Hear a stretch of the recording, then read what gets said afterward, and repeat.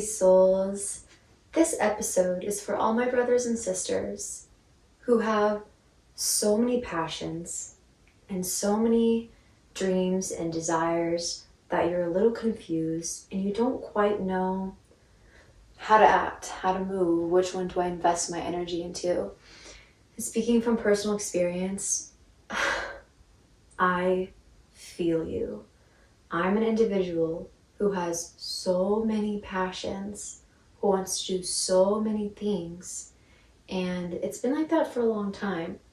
And I've gotten so overwhelmed of where do I siphon my energy, how do I manage my time, how do I make all of this happen? And then for a period of time, for like 6 months, I was like, let me not do that. Let me not invest my energy into this project and this project and this project. Let me only laser focus on one project. And yes, that can work for a lot of people. And it didn't really work for me because I felt like I wasn't making the progress I wanted on one specific project, yet I was investing all of my energy into it. And then what also comes into play is being influenced by other people telling you you have to throw everything away and focus on one project if you want success with one thing. And again, that may work for other people, and that does 1,000% work for other people. However, I am not one of those people. I, and you probably, are so multidimensional that it would actually be draining and it would actually be against our energy to only focus on one thing. For me personally, I felt like I was like itching, like almost cabin fever of only trying to focus on nurture one thing. And I guess this episode or this video is my permission slip to y'all who have infinite passions, because we are infinite. We're multidimensional, thus meaning we're going to have multidimensional passions. It wouldn't make sense for us to have one thing that we only invest our time and energy into, because we're not one-dimensional. We're not even two-dimensional or binary. And so I went all the way to the extreme of only having one thing, and it really didn't ignite me. I didn't have that excitement and passion and pleasure that I did have when I had all my different projects. So I oscillated back, and now I'm in a place where I have several projects yet again. And I think the trick that really helped me is recognizing it's okay, it's normal, it's actually beautiful that I have so many passions to satisfy the different aspects and different facets of who I am, who my being is.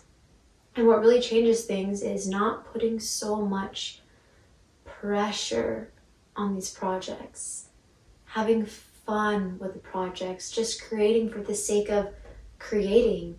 And maybe if you have a lot of practice in your life, evaluating, is this project light me up? Is this project a 10? Is this project a yes? Is it my highest excitement? Why am I doing this project? Is it just a means to an end to get money because I saw someone else doing it? Or is it something that ignites the inner flame within me? Is it something that ignites my passion that I look forward to doing? Is it a creative outlet? Is it an artistic outlet? And I think that's what makes so many different projects at one simultaneous time really flow and really work, is because there's not pressure on it to be perfect, or there's not pressure on it to be like, I'm going to start now and I want it to be at the most peak evolution of, what I set it out to be. Kind of similar in a video or a podcast episode I recorded a few weeks ago of just start. Just start now, be okay with being a beginner, and have fun. Like literally the whole point we're here on earth, most importantly, is to love. And second, most importantly, is to have fun, is to play and to be children. Jesus talks about this in the Bible. We're all kids on earth. If you want to get to heaven, be like a child, because that is what we are. And when we have that energy of amusement and play and joy, which is one of the highest frequencies next to love, things flow. And for example, me with this podcast that I'm recording, with this YouTube video that I'm recording simultaneously, I'm doing these consistently, not because I feel a pressure to, not because I saw an influencer do it and I want to be like them, but because within my soul, within my heart, within my being, it's something that I'm passionate about. And I'm okay being a small little sprout right now. I'm okay not having 1 million subscribers or 1 million streams or whatever, and having the best growth in algorithm, because this is a creative outlet for me to channel and for me to transmit and to me share a message. You know, I'm a life path 3 creative communicator, and my numerology, I have master number 33, which is master teacher. I literally love speaking. I love sharing. I love teaching. I love transmitting wisdom. I ask God all the time, use me as a vessel to share your message. And I feel like I'm a messenger, and it will resonate with some people and it won't resonate with everyone. And I'm okay with that. And this is filling my cup, actually. These little side projects is filling my cup because it's fun and it's exciting, and it's a creative and artistic outlet for me, as well as a spiritual outlet. And so inviting this energy and approach to all of your passions with more lightness, more fun, and knowing that it's okay to have 1 million different projects and passions. And it's also okay if you're a little confused on how to manage your time, how to manage your energy. What do I do on this day? What do I do on this day? Those are necessary questions to ask yourself. And I just actually had a call with Claudia, and she was kind of feeling this way of like, I don't know what to do, managing time, yada, yada, yada. And what really helps me is I love getting super organized. My Mars is in Virgo. It's like the only earthy placement I have, but I love a good calendar. I love a good schedule. I love a good routine. There's this mentor in the magic community called 𝓆𝑜𝓎, and he likes to say, schedule your calendar and your day with no blank space. If you find that you're procrastinating and wasting so many hours of your day and you actually aren't getting progress on your passions or your little side projects, schedule your day. Like, have something every single hour.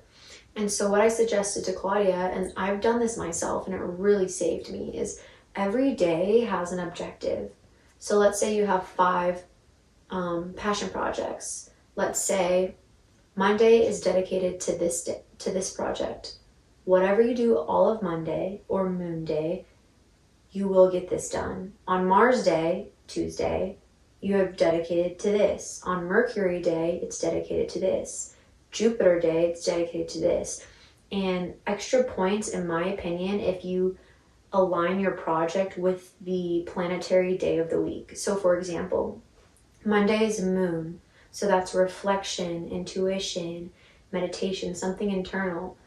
Tuesday is Mars Day. So that's like action, it's energy, it's going forward. Wednesday is Mercury Day. So Wednesdays for me used to be podcast days because Mercury rules communication and messages. So it was perfect.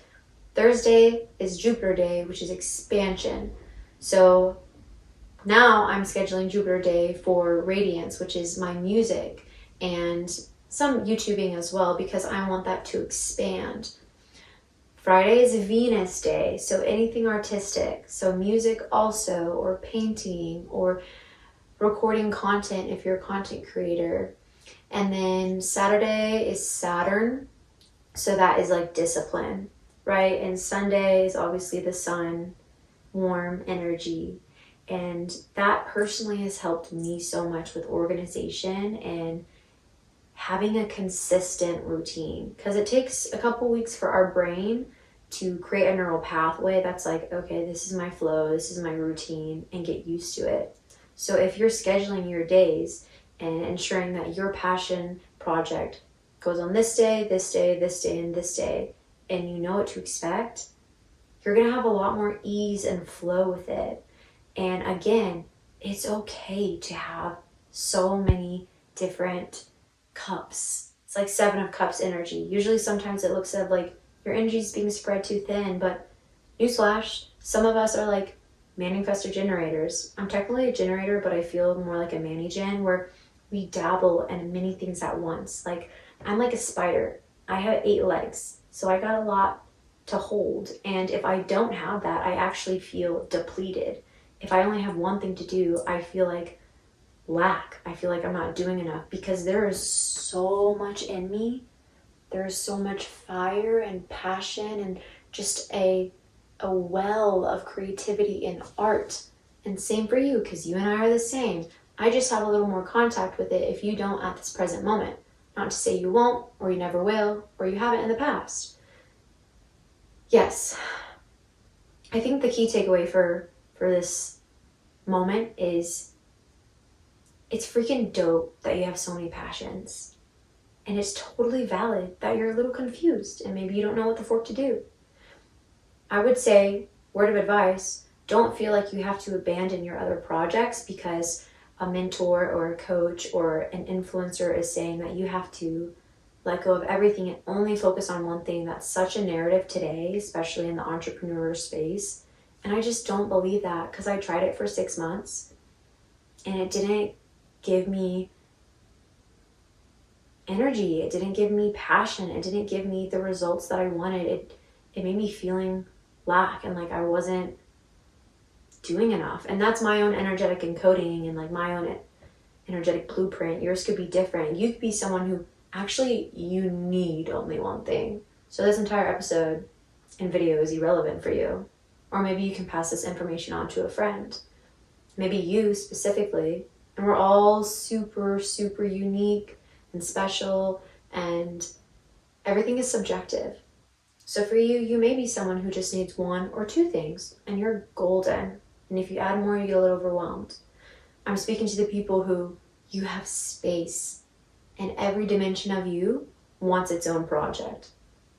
Like literally, for me, I keep discovering new dimensions of myself, and all these dimensions want airtime. Okay, why do you think I'm doing a YouTube video and a podcast right now at the same time? Catching 2 butterflies with 1 net. You hear me? You feel me? Yes. And if you're like me, you get it. So, in conclusion, I'm going to wrap this up. It's amazing that you have so many passions. Don't fall into the noise of other people. Have a schedule and have a routine and have a day dedicated to these passions. Schedule your calendar. No blank space if possible. And have fun. Let this be an outlet. The second that you put pressure or extreme expectation on a project or a passion is the second that it becomes a pain, not a passion. And we want what we're pouring our energy into, we want what we're creating, what we're molding, what we're developing to be a passion and not a pain. So if you're noticing that these projects become painful instead of passionate, then let's evaluate, let's reflect, and think about who you're doing it for, why you're doing it. It's all coming back to your why. Your why, your why, your why, your why. Your why will lead you. Is it for your heart or is it for your ego? And it's okay if it's for your ego. It's okay if you're like, yo, I just want bread. Okay? But make sure that whenever you're making that bread, you're doing it in a fun way that works with you and that doesn't take your energy. We want things that fill us, not drain us. And something can so easily go from something that's filling you, it's passionate, to it's draining you, it's now a pain. So just check in on that, use awareness, have self-care, have fun, a play, just, yeah, like passion is aliveness. It's a turn on, it's life force, it's prana, you know? It's divinity, it's what we are. So when we lose contact with that, we know that something is imbalanced. So I hope this was useful of y'all, or for y'all. I love you so much. You're an artist. You are divine. You're exactly where you need to be. And everything is working out better than you can ever imagine. You are so supported, protected, loved, and guided in this realm and the heavenly realm by Earth, by the people in your life, by your ancestors. And I hope you have a radiant, radiant day. Mwah. 𝓆𝑜𝓶.